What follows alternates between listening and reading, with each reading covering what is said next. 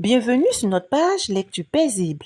Bien avant de lire notre histoire du jour, j'aimerais vous souhaiter mes meilleurs vœux de santé, de prospérité, de succès et surtout, je vous souhaite de lire assez de livres et j'espère bien évidemment que jusqu'à la fin de l'année, c'est-à-dire qu'au 31 décembre 2025, chacun d'entre vous aura lu assez de livres et me donnera ses impressions à la fin de l'année. Le titre de notre histoire s'intitule Sacré Noya. À 27 ans, j'ai fait la connaissance d'un homme formidable lors d'une mission à l'intérieur du pays. Il se prénomme Francis. Il avait 40 ans. Malgré l'écart d'âge, je suis tombée sous son charme. Francis était d'une élégance remarquable. Il était le patron de l'entreprise qui nous recevait, mon équipe et moi. Son parfum me séduisit au point où je ne pus me priver de lui faire le compliment. Il en a été flatté. Notre séance de travail s'est bien déroulée à l'issue de laquelle un contrat a été signé. De retour à Abidjan où mon entreprise est basée, j'ai reçu les vives félicitations de ma hiérarchie en plus d'un commentaire spécial du client satisfait de moi. J'ai gardé le contact avec Francis qui a sans aucun doute marqué mon esprit. 2 semaines après, je retournai à San Pedro où la mission avait eu lieu. Francis passa ainsi du statut de client à celui de petit ami. Il avait 2 enfants issus de ses 2 précédents mariages. L'idée de 2 mariages ratés me faisait peur. À quoi devrais-je m'attendre? L'essentiel pour moi sur le moment était que nous étions en symbiose. 3 mois plus tard, nous étions fiancés. Francis tenait absolument à ce que je rencontre sa famille. C'était plutôt un bon signe. De mon côté, ma famille l'avait déjà adopté. Ma mère et mon frère voyaient en lui l'époux idéal pour moi. Mon frère Charles, qui était pasteur, a souhaité que nous ayons un moment de prière afin de faciliter ma rencontre avec ma belle famille.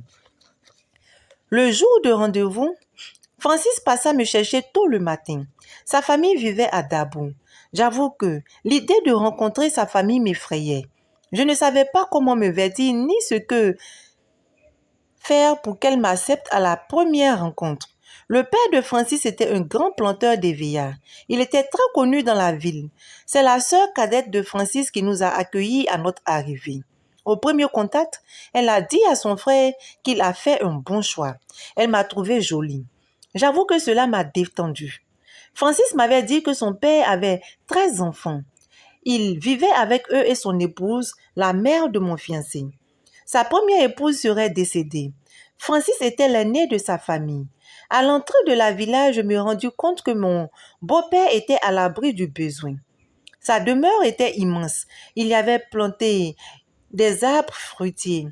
Le père de Francis se dirigea vers nous avec un large sourire qui me réconforta. Il portait un grand pagne de mac. Il le portait à merveille, si bien que j'ai demandé s'il était le chef du village.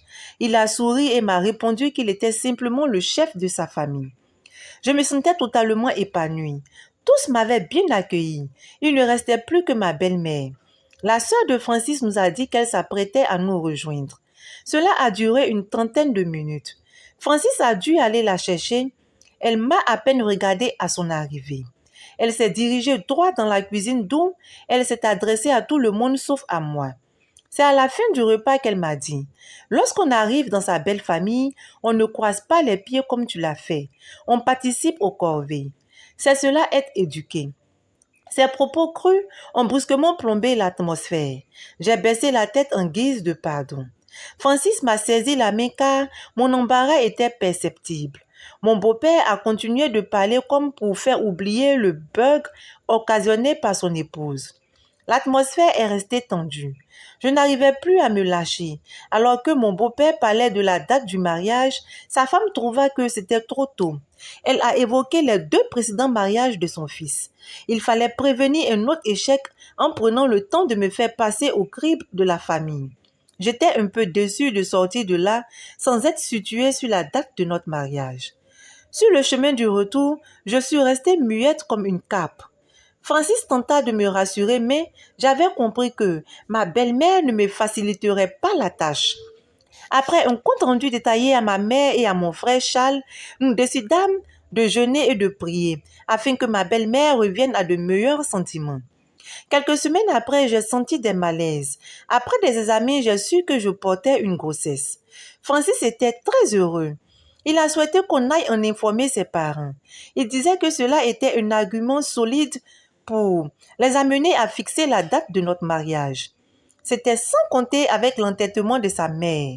Elle me dit sans faux fuyant: quelle éducation avez-vous reçue, vous les jeunes filles de maintenant? À peine un homme vous aime que vous vous offrez à lui et de surcroît vous prenez une grossesse. Quelles sont ces légèretés? Juste pour qu'on vous épouse? Mon beau-père essaya de la faire taire, mais elle était bien lancée. J'ai retenu mon souffle en vain. J'ai fondu en larmes en présence de tous. Francis s'est un peu fâché contre sa mère, mais ce n'était pas grand-chose. Il l'a boudé quelques minutes seulement. Nous sommes partis de là fâchés l'un contre l'autre car Francis me reprochait d'avoir pleuré pour si peu. Une fois à Abidjan, Francis a pris son vol pour San Pedro. Charles initia une veillée de prière à la maison. Nous n'étions que 3, j'en avais besoin, craignant que mon mariage soit un leurre. Au cours de la veillée, mon frère entra en transe. Subitement, sa voix devint fine comme celle d'un enfant. Ma mère et moi étions impuissantes face à ces agissements. Charles prophétisa ainsi: je suis Noya, le bébé que tu vas bientôt mettre au monde. Ma grand-mère mettra tout en œuvre pour que mon père ne t'épouse pas, mais de là où je suis, je te guiderai. Demeure dans la prière, surtout n'accepte pas le nom qu'elle me choisira. Mon père n'est pas non plus en sécurité car ma grand-mère fait partie d'une confrérie qui exige qu'elle le leur livre. Papa est déjà marié dans la confrérie avec la bénédiction de sa mère. Je naîtrai pour rétablir l'ordre. Après ces révélations, Charles revint aussitôt à lui. Il se souvint qu'une petite fille du nom de Noya lui parlait depuis mes entrailles. Bizarre. Nous étions médusés car c'était la première fois que nous vivions un tel phénomène. Charles nous conseilla de prendre ses paroles au sérieux. À 6 mois de grossesse, l'échographie révéla que j'attendais une fille. J'avoue que je n'ai pas vraiment considéré ces révélations jusqu'au jour où Francis m'informa que sa mère souhaitait que notre fille se prénomme Pélagie. Je ne connaissais pas ces raisons, mais j'ai refusé catégoriquement que ma fille porte ce nom. La discussion était houleuse à ce propos, mais je suis restée très ferme. Peu avant l'accouchement, Noya se signala encore au cours d'une séance de prière. Le médecin recommanda une césarienne parce que le cordon ombilical de l'enfant aurait enroulé de 2 tours son cou. Noya demanda de ne pas suivre cette option. Selon elle, ces complications étaient l'œuvre de ma belle-mère. Elle nous conseilla de prier encore afin de décanter la situation. Le jour de la césarienne, je ne fus pas au rendez-vous. Francis était furieux. Une semaine plus tard, ma belle-mère vint me gronder. Elle voulait comprendre pourquoi je refusais la césarienne. Heureusement, ma mère était présente. Elle m'aurait obligée à me faire césariser si ma mère n'avait pas été là. Elle lui dit qu'elle veillait sur moi. 2 jours après, je perdis les os et je me rendis à la clinique sans en informer Francis de peur qu'il mette sa mère au parfum des choses. J'accouchai par voix basse. Francis rentra d'Ada de San Pedro lorsqu'il apprit la nouvelle. Ma belle-mère fut déroutée par cette tournure heureuse. Elle eut pour seul mot que j'étais têtue et futée. Désarmée, elle me demanda de lui présenter mon guide spirituel. Quelques jours après la naissance de Noya, elle fit un scandale lorsqu'elle sut que l'enfant ne s'appelait pas Pélagie, mais Noya. J'avais moi-même pris le soin de faire sa déclaration de naissance à l'état civil de la mairie. Ce jour-là, n'eût été la présence de ma mère, ma belle-mère m'aurait porté main, tellement elle était enragée. Elle me jura que Francis ne m'épouserait jamais. J'ai préféré ne pas en parler à mon fiancé. Le soir venu, nous reprîmes notre séance de prière. Noya, une fois de plus, se manifesta à travers Charles. Cette fois, elle me conseilla de proposer le mariage à 4 à son père. Elle y ajouta que ma belle-mère tenterait le tout pour le tout, mais je devrais avoir confiance en Dieu. Effectivement, par 2 fois, nous dûmes reporter le mariage car ma belle-mère trouvait le moyen de tomber malade 2 ou 3 jours avant. Pour finir, je proposais qu'on se marie discrètement à 4 avant d'en informer sa famille. C'est ce que nous fîmes. Puis au cours d'un déjeuner, nous fîmes savoir à mes beaux-parents que nous avions célébré notre mariage. Comme avait prévenu Noya, ils se levaient brusquement de leur siège et s'en allèrent, furieux sous ordre de ma belle-mère. Francis fut obligé de déléguer le prêtre pour aller implorer leur pardon. En présence du prêtre, sa mère exigea que son fils divorce d'avec moi avant de lui accorder son pardon. La situation était tendue pendant 6 mois environ. Francis et moi fîmes chambre à part. À un moment donné, il décida de rester à San Pedro pour éviter de m'affronter. J'étais à 2 doigts de perdre mon mari. On se parlait à peine. Malgré mes prières et mes moments de jeûne, Noya ne réagissait plus. Elle grandissait normalement avec son sourire moqueur. Je me demandais bien pourquoi elle ne se manifestait plus. Pendant plus d'une année, elle ne fit plus de prédictions. J'espérais tant qu'elle me guide. J'étais pratiquement à la porte de mon foyer. Mon inquiétude fut encore plus grande quand j'ai appris que Francis venait régulièrement à Abidjan et séjournait dans un autre immeuble, propriété de son père où sa mère avait aménagé un espace pour lui. Une fois, il m'a refoulé alors que j'ai voulu lui faire une surprise en me rendant à San Pedro. J'étais désespérée, j'envisageais finalement de rejoindre ma mère dans ma ville natale.